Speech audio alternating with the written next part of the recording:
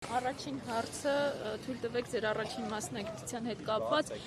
ծանոթացել եք արդյոք այս մեղադրանքի հետ եւ ձեր գնահատականը։ Մեղադրանքի, այսպես ասած, ամբողջական տվյալը իսկապես չունեմ, բայց հաշվի առնելով այն հարաբերությունները, որը ունեմ թե Լևոն Քոչարյանի հետ, թե նաեւ Սեդրակ Քոչարյանի, նախագահ Քոչարյանի որոշակի տվյալներ ունեմ։ Ըստ էության պարզվում է, որ այս դեպքը վերաբերում է 2018 թվականին դեռևս բացահայտված տվյալների, որ պատկերացնեք ընդհանրապես խաբհման միջոցը, առավել եւս կալանքը որպես խաբհման միջոց վերաբերում է ինտենսիվ մի իրավիճակի քրեական վարույթի։ Եթե ես արդեն իսկ ձեզ բացահայտում եմ 2018 թվականից բացահայտված մի իրավիճակ, ոնց կարող է 2026 թվականին լինի այնպիսի մի իրավիճակ, որ այդ ինտենսիվությունը լինի, որ կալանքի հարց էլ առաջանա։ Արդեն կարծես թե ակնհայտ է նաև, որ այստեղ վաղեմության ժամկետի խնդիրներ էլ կան։ Մանրամասները չգիտեմ ինչպես։ Որ չի ասել։ Ես մեկ այլ իրավիճակով արդեն կռահում եմ, որ ենթադրաբար առնվազն մի մասը անցած ավաղեմության ժամկետը, հիմա ուղղակի իմ սուբյեկտիվ կարծիքն է, հիմա չբացահայտեմ, բայց առնվազն իրենք էլ շատ լավ գիտեն, թե ինչ խնդիր ունի այս գործը։ Առնվազն այն, որ այս աստիճան ինքը տևողության մեջ է, բացահայտված է եղել եւ տևողության մեջ է եղել։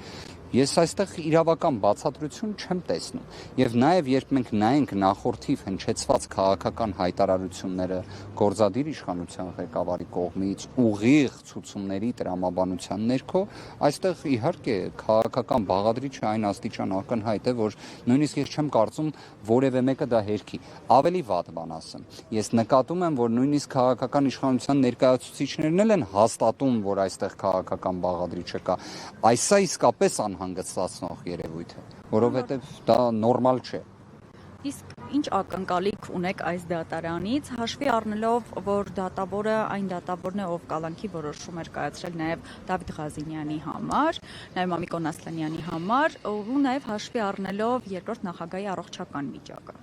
Եթե իրավական տիրույթում եք նայում, այսինքն պայմանականորեն մեկ ամիս առաջ գնանք, փաստաբանիս գործունեության արտոնագիրը կասեցված չլիներ, հաստատապես կարող եմ պնդել Վճռաբեկ դատարանի կայուն նախադեպային իրավունք կա այլևս դրա վերաբերյալ, եւ այդ նախադեպային որոշումը կայացվել է առանձնապես ծանր հանցանքի մեջ մեղադրվող անձի նկատմամբ, վերաբերել է հենց կալանք խաբհման միջոց կիրառել չկիրառելուն։ Վճռաբեկ դատարանի նախադեպային որոշումը ուղիղ է ասում, եթե կա առողջական խնդիր, ապա այն ինքնին արդեն հիմք է հանդիսանում, որ դիտարկվի այլընտրանքային խաբհման միջոցները։ Այստեղ հետևաբար եթե իրավական տիրույթով ենք նայում, պարզից պարզ։ Դատավոր Դադոյանի մոտ այո, ունեցել եմ մասնակցություն Դավիթ Ղազինյանի գործով, կարող եմ ասել, որ նիստի ընթացքում ակնհայտ էր, որ կալանքը որպես այդպիսին պետք է մերժվեր։ Դա ակնհայտ էր, բայց դատավորը կայացրեց այլ դատական ակտ։ Իրական կյանքը ցույց տվեց, թե Դավիթ Ղազինյանը խոչընդոտող վարքագիծ էր դրսևորում, թե ճիշտ հակառակը։ Եվ փաստացի արդեն տևական ժամանակ է որևէ խաբհման միջոց կիրառված չէ մեր գործընկերոջ եւ ընկերոջ նկատմամբ։ Նախագահ Քոչարյանի դեպքում նաև կարող եմ հաստատապես պնդել, որ երբ կար համակցություն ծանր մեղադրանքների, կհիշեք 2019 թվականից ընդհուպ մինչև 2021 թվականը, երբ գործը գտնվում էր դատարանում, դրա նախորդիվ 18 թվականից էլ ելակետը վերցնենք, կրկին որևէ մի տվյալ չի եղել երբևէ ոչ պատշաճ վարքագծի դրսևորման։ Ես կարծում եմ այս ամենը դատավոր Դադոյանը պետք է որ պատկերացնի, պետք է որ տեղեկացված լինի։ Այս մյուս կողմից նաև գիտակցում ենք, որ օրինակ հակակոռուպցիոն դատարանը ձևավորվել է բացառապես 2018 թվականին հաջորդած ժամանակահատվածում։ Հակակոռուպցիոն դատարանի բոլոր դատավորները պաշտոնավարումը իրենց ստանձնել են 18 թվականին հաջորդած ժամանակահատվածում։ Ես վստահ եմ բոլորդ հիշում եք այն արտահայտությունները, որ սահմանադրական բարեփոխում է պետք, որ դատական իշխանությունը փոխվի։ Հիմա հակակոռուպցիոն դատարանն էլ է, այսինքն խնդիր է առաջացնում, իրենց ձևավորած դատարանն է։ Հենց իրենց ձևավորած եւ այն անձինք, ովքեր ձևավորել են այս դատարանները, դեռ պաշտոնավարում են։ Պարոն Վարդևանյան, երեկվանից երկրորդ անգամ ձերբակալման որոշում տրվեց, Շատ հետաքրքիր հարց է։ Երրորդ անգամը չէր կարող, ինչու էին շտապում։ Ես ավելին ասեմ, երբ 3 ձերբակալման որոշում կայացվեց, բայց որը ի կատար չացվեց, այսինքն կալանքի միջնորդություն չներկայացվեց եւ քննության չառնվեց, իմ կարծիքով դա էլ ինքնին արդեն հիմք էր, որ նույն միջնորդությունից չեն կարող բերել։ Սա ուղղակի, այսինքն տրամաբանություն է իրավական։ Եթե անձը պետք է խոչընդոտի կամ ոչ պատշաճ վարքագիծ դրսևորի, իրեն 24 ժամն էլ չէ պետք է որ բավարար լիներ։ Բայց ոնց տեսնում եք, ոչ մի տենց հաղորդագրություն դատախազությունը չտարածեց ոչ պատշաճ վարքագծի վերաբերյալ։ Իդեպ նույնությամբ պետք է ասեմ, որ ինչը խոսում էինք այս դեպքում, ամբողջությամբ վերաբերելի է նաև Սեդրակ Քոչարյանին, որի վերաբերյալ նաև այս հանգամանքներն եմ ուզում բացահայտել, քանի որ տեղեկացված եմ եղել 2018 թվականի սեպտեմբեր-հոկտեմբեր ամսից կար վերջինիս նկատմամբ հարուցված քրեական վարույթ եւ կրկին առանձնապես ծանր հանցանքի մեղադրանքով իբրև եւ խափամամիջոցը կիրառվել էր բացակայելու արգելք 2018 թվականին։ Այստեղ որոշակի առումով գործում էր այն տրամաբանությունը, որ նախագահ Քոչարյանը այդ ժամանակ կալանավորված էր, որ որոշակի զսպող մեխանիզմ էր լինում մարդասիրության տեսանկյունից, պարզ մարդասիրության։ Բայց հիմա ոնց տեսնում եք, դրանցից եւ ոչ մեկը չի գործում։ Սեդրակը Քոչարյան կալանավորված է, որ հարցնեք լավ դրա հիմքը որը պետք է լինի, որովհետև դեպքը վերաբերում է 2005-6 թվականի իրադարձությունների։ Եվ կրկին շատ կարևոր հանգամանք էլ նշեմ, միջազգային փորձում քաղաքական հետապնդման բաղադրիչը ընդգծելու համար հիմնականում նայում են խափաման միջոցը։ Հիմնականում նայում են խափաման միջոցին, որովհետև այնտեղ էլ է պարզ այն ճշմարտությունը, որ շատ լավ գործեք հարուցել քննեք, բայց ինչի համար է կալանքը որպես խափաման միջոց ընտրելու միջնորդություն ներկայացվում։ Դրա ողջամիտ պատճառաբանությունը ո՞րն է։ Օրինակ այս վերջերս հայտնի դարձավ, որ ԿՊԱ-ական պատգամավոր Բագրատյանի որդուն մեղադրանքի առաջադրվել շուրջ 15 միլիոն դրամի վնաս էր պատճառել ու նրա նկատմամբ կարծես թիվը այդքան փոքր չէր։ Նրա նկատմամբ ընտրված էր երաշխավորություն խափանման միջոցը։ Մամլո հաղորդագրությունը տեսել եմ։ Իդեպ տարանջատում կա արդյոք։ Իդեպ նշված ընտանիքին ես նաև ճանաչում եմ, դպրոցական տարիներից եմ ճանաչում, հետևաբար, այսպես ասած, բացասական լույսի ներքո կամ սուբյեկտիվ կամ օբյեկտիվ տիրույթում չեմ նայ հարցին, մեկ վարժություն ուղղակի կառաջարկեմ։ Ես արդյոք խնդիր տեսնում եմ, որ այնտեղ կալանքի միջնորդություն չեղե, չեմ տեսնում։ Իդեպ լինի քաղաքացիական պայմանագրից, թե այլ ուժից։ Հենց ամբողջ իմ այս օրերի ընթացքում էլ բարձրաձայնվող մոտեցումը հենց դրանում է։ Ինչի համար լինի կալանք, երբ կարող է լինել այլ խափաման միջոց։ Այլ խափաման միջոց կիրառվի, խախտում թույլ տրվի, թող ներկայացնեն կալանքի միջնորդություն։ Այստեղ է ամբողջ հենց իրավունքի գերակայության խզումը տեղի ունենում։ Սա է։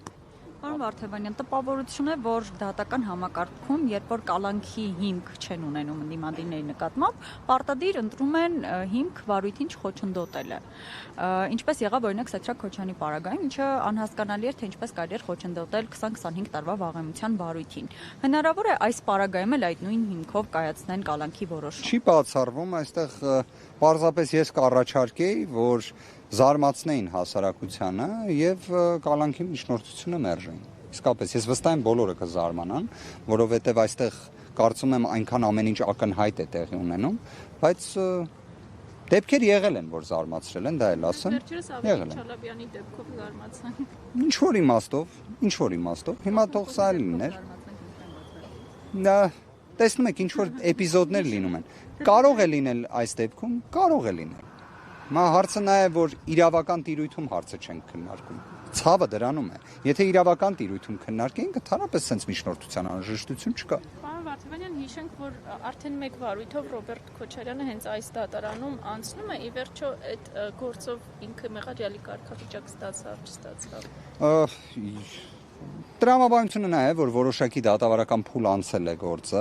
մեղադրյալի կարգավիճակ որպես այդպիսի ընտրվել է, բայց այստեղ էլի կրկին դուք կարող եք հարցին նայել, եթե նայում ենք իրավական տիրույթում։ Իսկ ինչ վարքագիծ է դրսևորել այդ ողջ ընթացքում։ Մեկ դեպքի մասին լսել եք ոչ պատշաճ վարքագծի չեք լսել։ Չի եղել կալանքում, բայց քրեական վարույթ է եղել։ Քրեական վարույթ, կրկին ծանր մեղադրանք, այսինքն բոլոր այդ վավերապայմանները եղել են, բայց անձը պատշաճ վարքագիծ է դրսևորել։ Միջազգային փորձը, որ ուսումնասիրեք, գրեթե բոլոր հանրային հնչեղություն ունեցող դեպքերով։ Ես վերջին շրջանում նկատել եմ, չէ՞, կարծես թե ԱՄՆ փորձը շատ կարևորում են։ ԱՄՆ ներկայիս նախագահ Դոնալդ Թրամփի նկատմամբ այնպիսի մեղադրանքների համակցություն է եղել,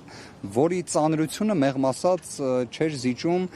որևէ մի հնարավոր ֆանտազիայի շրջանակներում պատկերացնող մեղադրանքի ծանրության, բայց երբեք կալանք չէր կիրառվել, նույնիսկ մեկ օր կալանք չի կիրառվել, որովհետև կալանքը խափաման միջոց է, ոչ թե պատիժ, այլ խափաման միջոց։ Թող գործը քննեն, դրանից հետո վճիռներ կայացնեն։ Բայց նախքան այդ խափաման միջոցը հնարավոր ոչ պատշաճ վարքագծի խափանմանն է ուղղված։ Որտեղ է ոչ պատշաճ վարքագծի ռիսկը, չկա դա։ Չկա դա եւ ի վերջո նաեւ կարծում եմ այս դեպքերով, որոնք ունեն հանրային հնչեղություն, ցանկացած դեպքը դուք նկատել եք հանրային հնչեղություն ունեցող մի գործ փորձեք հիշել, որտեղ անձը ոչ պատշաճ վարքագիծ է դրսևորել լինելով ազատության մեջ։ Այ դա փորձեք հիշել։ Արդյոք պատասխանատվության կենթարկվեն, հա, տեսեք այսօրվա այս որոշում կայացնողները, հրահանգ տվողները ապագայում եւ ինչ գործիքներ կան, հա, իրավական տիրույթում պայքարելու, ասիկ դատավորների 18-ից հետո է նշանակվել, քննչական մարմինը ըստ էության ԱԱՑ-ն կատարում են մեկ մարդու հրահանգները, իրավական ինչ գործիքներ եք տեսնում պայքարելու Հայաստանում կոնկրետ։ Ես գտնում եմ, որ լավագույն պայքարի միջոցը ի վերջո լինելու է իրավունքի գերակայությունը եւ մարդասիրության սկզբունքի վերականգնումը եւ դրա գերակայությունը։ Ես չեմ գտնում, որ ատելությանը պետք է պատասխանել ատելությամբ, սխալին պետք է պատասխանել սխալով կամ պայմանականորեն այս անհամաչափ գործողություններին ավելի բարձր անհամաչափ գործողությամբ։ Ճիշտ հակառակը։ Իսկապես խավարին հաղթում է լույսը։ Ես դրան անկեղծորեն եմ հավատում։ Հետևաբար ապագայում կարծում եմ ուղղակի մի քանի երաշխիքներ եւ ընդգծված քաղաքական կամք առայն որ դատական իշխանությունը իրավապահ համակարգը լինեն լիարժեք անկախ։ Այդ ժամանակ դուք այսպիսի հարցադրում պարզապես չեք էլ տա։ Իսկ թե ինչ կլինի նախորդիվ տեղի ունեցածի, իդեպ մեր գործընկերները նաեւ ներկայացնում են, որ ընդհանրապես մենք նաեւ համաներման գաղափարին կողմնակից ենք։ Ի վերջո այս որոգայթից պետք է դուրս գալ։ Վարչապետը ասում է ումից անկախ, ինչից անկախ եւ ժողովուրդն է, այսինքն ինքը ժողովուրդն է, սա ինչ է նշանակում։ Իդեպ եթե ուշադիր լսեք այդ խոսքը, տրամաբանությունը նրանում է, որ փաստորեն խնդիր է տեսնում գործադիր իշխանությունը, նրա հետ, որ բարձրագույն դատական խորհրդի 10 դատավորներից, 10 անդամներից 5 դատավոր անդամները ընտրվում են դատավորների ընդհանուր ժողովի կողմից, իսկ դատավորների ընդհանուր ժողովը չի ձևավորվում ընտրությունների միջոցով։ Այստեղ է խնդիրը տեսնում, ճիշտն ասած Վենետիկի հանձնաժողովը այդտեղ խնդիր չի տեսել, իսկ Վենետիկի հանձնաժողովը ժողովրդավարության, այսպես ասած, որոշակի ֆիլտրն է, եւ տենց խնդիր չէր տեսել։ Հիմա սա ինչ նորարարական մոդել էր, չգիտեմ, բայց կարող եմ մի բան ասել։ Փաստորեն, եթե խոսում են, որ դատական իշխանությունը պատկանի ժողովրդին, ապա պետք է ուղիղ ընտրություններ լինեն դատավորների, որ ԱՄՆ-ում կա օրինակ այդ մոդելը, դատախազները, դատավորները ընտրվում են, բայց նույն ԱՄՆ-ի մասնագետներին, որ հարցնեք, այնտեղ էլ կա մտահոգություն, որ չէ որ ընտրությունները ենթադրում են դրամահավաք, ենթադրում են որոշակի հովանավորների արկայություն եւ այլն, եւ դրանք էլ են ազդում դատարանների անկախության վրա։ Այսինքն լավագույն տենց որպես այդպիսին մոդել չկա։ Լավագույն ճիշտ մոտեցումը նա է, որ դատավորները պետք է լինեն անկախ, պետք է լինեն արեստավարժ, պետք է իրենց վարձատրության համակարգը լինի հավուր պատշաճի, ինչպես դատավորների, այնպես էլ իրավապահների համար, այսինքն քննիչը, դատախազը։ Այդ դեպքում նաև երբ ունենում ես քաղաքական կամք, այդ անկախությունը տեղի ունենում։ Եվ ժողովրդի իշխանությունը, դատական իշխանության դեպքում, դա ի՞նչն է ի վերջո, անկախ դատարանները։ Այն դատարանը, որ օրինակ, եթե գործադիր իշխանության ղեկավարը նույնիսկ քաղաքական ցուցում տա, դա չունենա որևէ ազդեցություն։